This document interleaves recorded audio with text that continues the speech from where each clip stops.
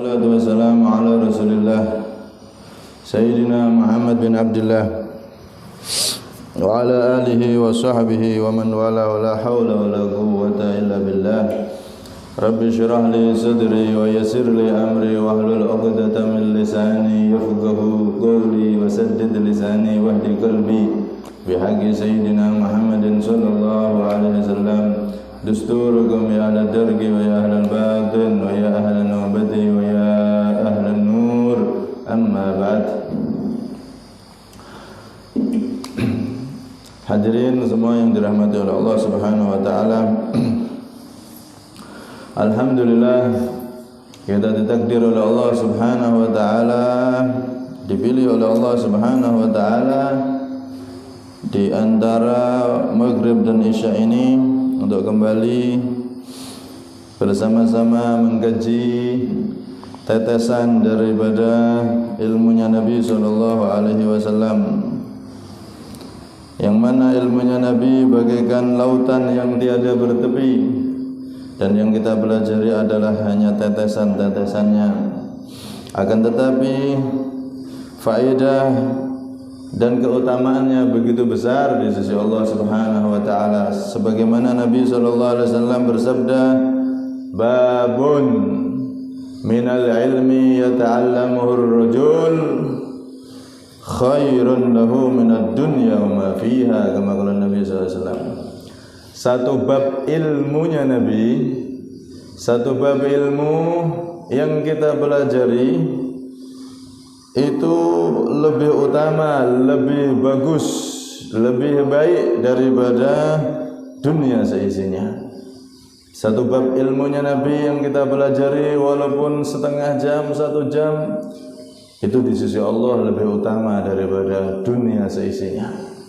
Daripada orang yang bersedekah dunia seisinya, maka lebih utama kita duduk di majelis ilmu yang mulia semacam ini. Maka ini adalah nikmat besar dari Allah dan pilihan dari Allah Subhanahu wa taala. Alhamdulillah, semoga kita diberi umur panjang, bisa istiqomah, sehat walafiat. Amin Allahumma amin. Hadirin yang dirahmati oleh Allah, kita masuk pada kitab Hikam Ibnu Athaillah As-Sakandari radhiyallahu anhu wa nafa'ana bih, yakni sampai pada hikmah yang ke-19. Radhiyallahu ankum wa qala al-musannifu radhiyallahu anhu,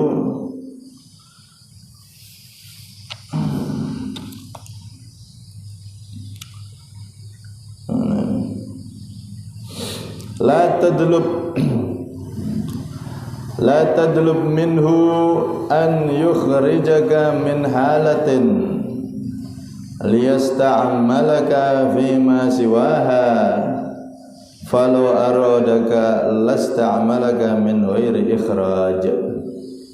La tadlub, janganlah engkau meminta kepada Allah, minhu dari Allah, an yukhrijaka min halatin, agar Allah mengeluarkan engkau dari suatu keadaan, liyasta'malaka fima siwaha, supaya Allah menggunakanmu di keadaan selain yang pertama. Falau arada, maka jika Allah menghendaki kepada kamu, lasta'malaka, maka Allah akan menggunakan kamu, menempatkan kamu min ghairi ikhrajin, tanpa harus dikeluarkan. Janganlah engkau meminta Allah untuk dikeluarkan dari satu keadaan ke keadaan yang lain. Sebab Allah kalau menghendaki menggunakan kita dalam keadaan yang lain, maka tidak perlu Allah itu mengeluarkan. Artinya begini, kalau kita berada di satu posisi, maka jangan minta kepada Allah untuk keluar dari posisi tersebut selama bukan maksiat. Kita berada di satu posisi, satu keadaan, maka jangan pernah minta kepada Allah untuk keluar dari keadaan tersebut selama di situ nggak ada kemaksiatan, nggak ada dosa. Nggak usah kepingin pindah ke keadaan yang lain.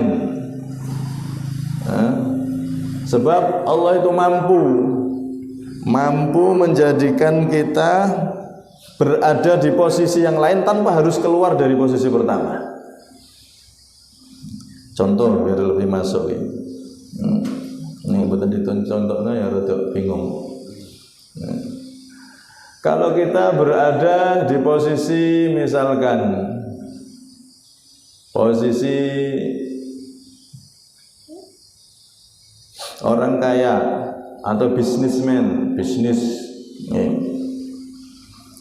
posisi bisnis dagang atau lainnya.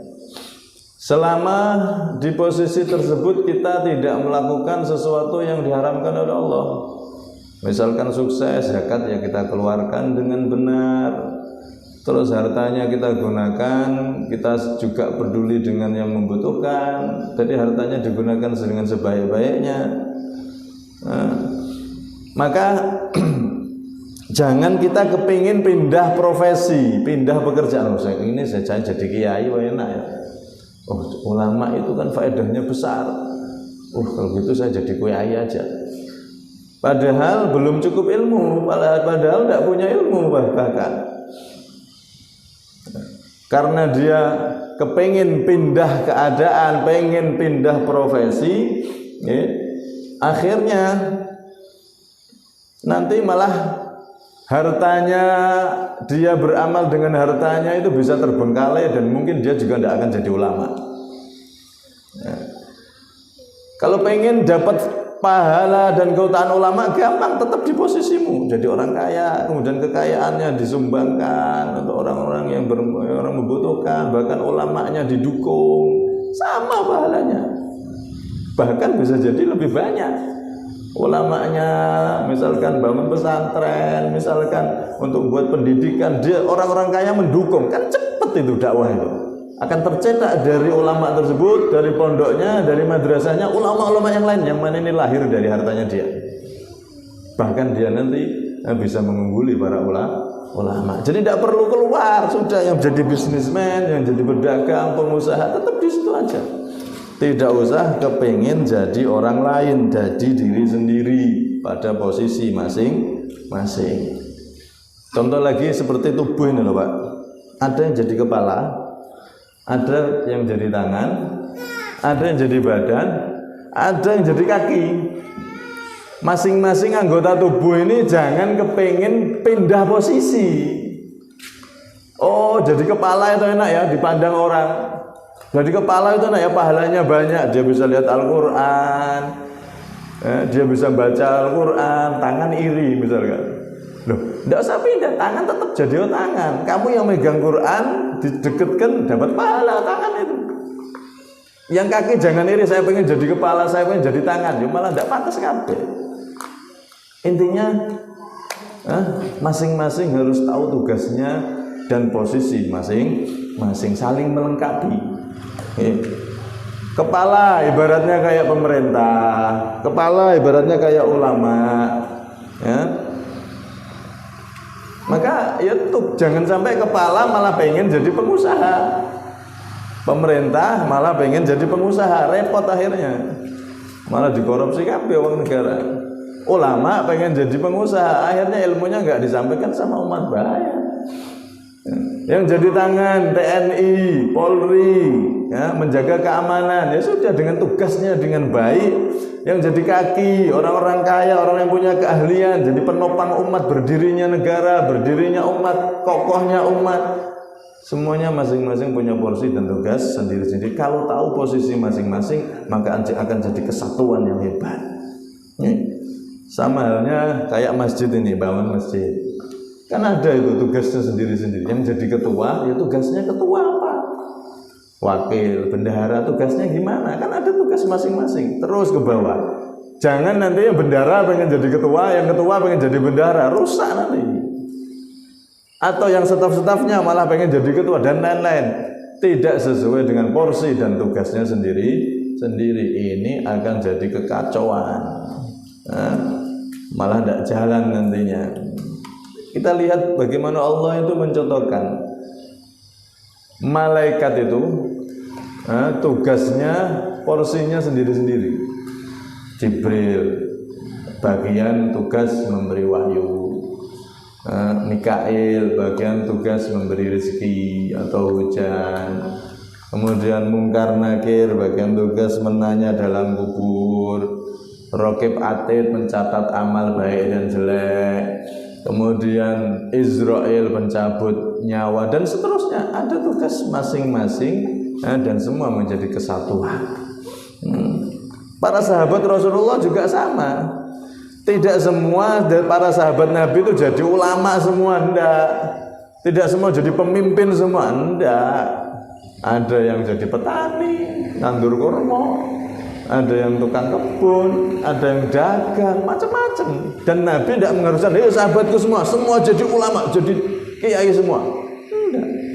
Yang jadi ulama Abdullah bin Abbas, yang jadi ulama Abdullah bin Mas'ud, yang jadi pedagang kaya Abdurrahman bin Auf, pengusaha. Masing-masing berada di posisi dan tugasnya masing-masing, sehingga jadi kesatuan yang luar biasa. Karena manusia itu punya bakat sendiri-sendiri. Bahkan ulama itu loh Pak, ulama itu beda-beda. Ada ulama itu tidak bisa ceramah tidak bisa, tapi baca kitab, nerangkan kitab, ngarang kitab, pinter.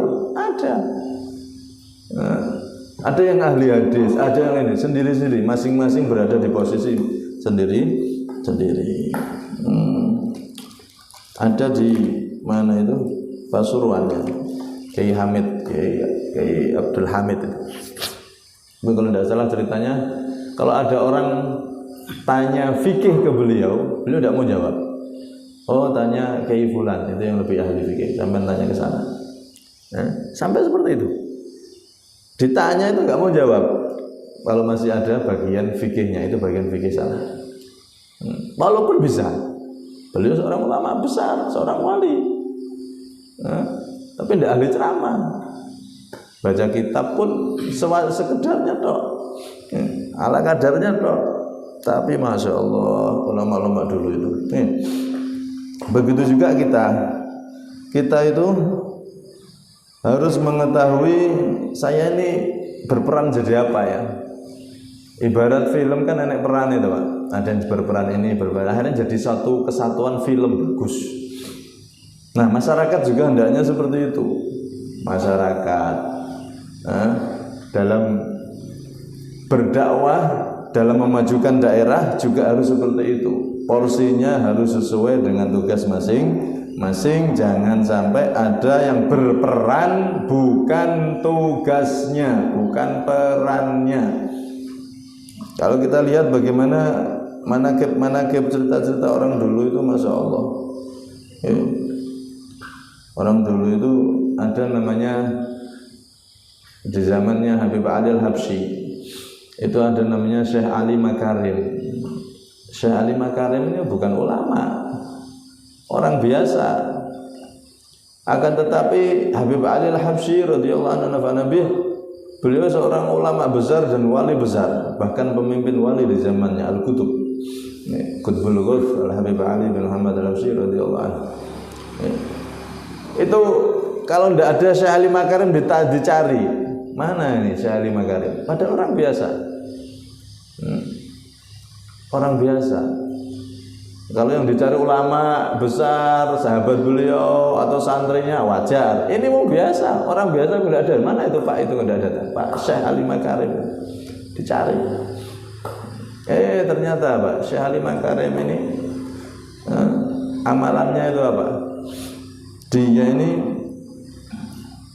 kalau punya rezeki lebih, itu paling seneng ngasih santri yang belajar ilmu agama, paling seneng ngasih kiai, paling seneng perhatian dengan orang-orang yang menuntut ilmu agama. Bahkan diceritakan itu beliau memberikan jatah ibarat kayak gaji gitu pada para santri, pada ulama yang ada di daerahnya. Itu orang kaya yang tahu diri, tahu posisi. Sama halnya di zaman yang kesini, seperti mbahnya Mbah Maimun Zubair. Itu kan dulu orang kaya, namanya Mbah Warijo. Wong biasa, Pak. Bukan kiai, bukan ulama, oh biasa. Tapi seneng kiai, seneng santri, seneng ngaji. Mbah Warijo itu. Di daerah Sarang itu ada kiai yang berdakwah buat pesantren, dia dukung semampunya. Kalau pengajian dia ikut hadir, dukung dengan hadir. Kalau ada harta lebih, dia sumbangkan, dukung pembuatan pondok pesantrennya, dan terus seperti itu. Akhirnya kesini, semakin kesini lihat bagaimana. Man khadamal ulama sara dzurriyyatuhu ulama. Barang siapa yang membantu dakwahnya ulama, maka nanti keturunannya pasti jadi ulama. Bener, Mbah Warijo punya anak Mbah Kiai Zubair, udah mulai jadi kiai, tapi belum punya pesantren. Mbah Kiai Zubair punya anak Mbah Maimun Sarang, Mbah Maimun Zubair. Itu dulunya mbahnya itu orang biasa, tapi seneng kiai, seneng santri, seneng ngaji. Dia orang kaya tapi tahu posisi. Ketika ada ulama yang berjuang, dia pun ikut berjuang ke situ. Posisinya membantu dengan harta dan tenaganya. Sekarang keturunannya jadi kiai semua, punya pondok juga. Coba kalau dulu Mbah Warijo itu dengan ambisi dan nafsunya, oh saya ini ada buat pesantren, saya lebih kaya, saya lebih bisa buat pesantren, gedung dibangun sendiri. Jadi, tapi apakah beliau gitu? Tidak, karena beliau tahu saya nggak punya ilmu. Ini ada yang punya ilmu, didukung saya. Akhirnya keturunannya dijadikan oleh Allah semuanya ulama sampai sekarang, masya Allah. Ini orang-orang dulu tahu posisi di mana dia harus berperan dan bertugas. Orang-orang dulu, masya Allah. Nah, kebanyakan orang itu tidak seperti itu. Kebanyakan orang itu peran dan tugasnya itu beda. Apalagi di zaman akhir sekarang. Orang yang tidak punya ilmu kadang-kadang, bukan kadang-kadang, banyak di mana-mana sudah buat pesantren. Padahal ilmunya belum cukup. Yang penting bisa bangun besar, duitnya akeh. Dikira pesantren yang penting bangunan gede, megah, sudah jadi kiai saya. Ilmunya tidak ada, akhirnya pengelolaannya ngawur, atau bahkan dia tersesat di ajaran-ajaran yang menyimpang. Makanya kejadian sampai berita yang kemarin itu viral, pesantren katanya, tapi murid-muridnya perempuan, sampai dicabuli kan itu. Ada 12 atau 14 yang ada salah satu yang sampai hamil 2 kali. Kenapa? Tidak cukup ilmu. Akhirnya dia tersesat di ajaran yang salah. Ajarannya ajaran salah. Dia bukan Ahlussunnah wal Jamaah, mengikuti ajaran yang sesat karena tidak punya basic ilmu. Semua yang masuk ditangkap, diajarkan ke muridnya. Dia tersesat di golongan yang bukan Ahlussunnah wal Jamaah, golongan yang menghalalkan nikah mut'ah. Nikah mut'ah itu nikah kontrak. Bahkan di golongan mereka nikah mut'ah ini termasuk ibadah yang afdol, paling utama. Nah, nikah mut'ah itu termasuk ibadah yang paling utama. Nikah mut'ah itu nikah kontrak. Jadi dinikah, kamu mau tak nikah seminggu 1 hari, nanti gantian. Semakin banyak dia nikah kontrak itu, semakin derajatnya tinggi di sisi Allah menurut mereka. Semakin terangkat. Terus ngalah-ngalah sholat jamaah sudah. Ini golongan-golongan sesat. Mereka buat pesantren, yang penting bisa bangun, tapi basic ilmu tidak ada. Akhirnya ilmu yang diajarkan keliru, dia sesat dan menyesatkan, bahkan menghancurkan generasi. Na'udzubillah min dzalik. Saya nggak akan nyebut golongannya. Golongan apa? Yang jelas golongan yang mereka itu menghalalkan nikah kontrak, padahal nikah mut'ah atau kontrak itu diharamkan selamanya oleh Nabi Muhammad SAW. Dan termasuk ajaran golongan tersebut adalah membenci para sahabat. Semua sahabat itu murtad kecuali Sayyidina Ali, Sayyidina Hasan, Husain itu tidak murtad. Nek semuanya Sayyidina Abu Bakar, Umar, Utsman semuanya itu murtad semua setelah meninggalnya Nabi SAW menurut mereka. Karena itu bahaya sekali kalau orang itu berperan bukan dengan perannya. Filmnya rusak Pak, sutradaranya aduh pusing. Kamu berperan begini malah tidak sesuai perannya, rusak, hancur sudah. Karena itu beliau memperingatkan kita di sini, jangan pernah minta kepada Allah untuk dikeluarkan dari suatu peran, suatu tugas yang sudah kita jalani saat ini ke tugas yang lain. Saya pengen jadi seperti itu, pengen jadi seperti itu. Udah, kamu sekarang ditempatkan oleh Allah berperan jadi pedagang yang baik, yang jujur. Nanti kalau hasilnya banyak, itu pengen jadi ulama, tidak usah jadi ulama. Ini disumbang jadi ulamanya, disumbang kamu bantu. Nanti pondoknya berdiri tinggi, berdiri megah. Terus banyak murid yang masuk ke situ, kamu dapat pahala mereka. Mereka keluar jadi ulama, kamu berarti pecinta ulama tanpa harus ngajar jadi ulama. Kalau kita belajar jadi orang biasa, ikuti para ulama ketika majelis, ikut hadir, itu juga sama, pahalanya sama dengan ulamanya. Al-alim wal muta'alim syarikani fil ajri. Orang yang ngajar ilmu sama yang duduk podo pahalanya. Lah kok bisa? Kan saling nolong dalam kebaikan. Wa ta'awanu 'alal birri wat taqwa. Salinglah tolong kalian dalam ketakwaan dan kebaikan. Dalam kebaikan dan ketakwaan. Loh, kalau ada orang alim, tidak ada yang mau ngaji, mau nyampaikan ilmu ke siapa? Sama, orang yang hadir pun nanti sama, pahalanya sama didapat. Sampai duduk, mendengarkan atau yang menyampaikan ilmu, pahalanya sama di sisi Allah Subhanahu wa Ta'ala. Begitu juga kalau kita diposisikan jadi pengusaha, jadi orang kaya, jangan pengen berperan jadi ulama, sebab nanti keliru kalau tidak tahu ilmunya, malah tersesat, bahaya. Jangan-jangan mendirikan pesantren, mendirikan sesuatu pendidikan, tapi di dalamnya salah semua caranya. Itu sangat berbahaya sekali. Kemudian andaikan Allah Subhanahu wa Ta'ala itu mau menempatkan kita seperti ulama, maka tidak usah perlu keluar dari posisi semula. Itu bisa Allah. Wong kaya pengen dapat pahala ulama, tidak usah jadi ulama, tetap di posisi ini kamu bisa mendapatkan pahala itu dengan mendukung mereka. Bahkan kan diceritakan itu ada orang yang dia ini tidak punya apa-apa, kemudian dia selalu hadir di majelis ilmu. Dia lihat ulama ini, ada ulama yang menyebarkan ilmunya, ahli dakwah. Kemudian dia lihat ada orang kaya yang ahli sedekah, orang kaya yang ahli bantu dengan hartanya di jalan Allah. Dia tidak bisa itu, tapi dia kepingin, di hatinya saya kepingin seperti itu. Maka nanti di akhirat itu sama. Sungguh-sungguh kepingin, saya kalau jadi kaya nanti saya pengen seperti orang kaya itu. Kalau saya misalkan punya ilmu, saya pengen seperti ulama itu. Maka itu pahalanya sama.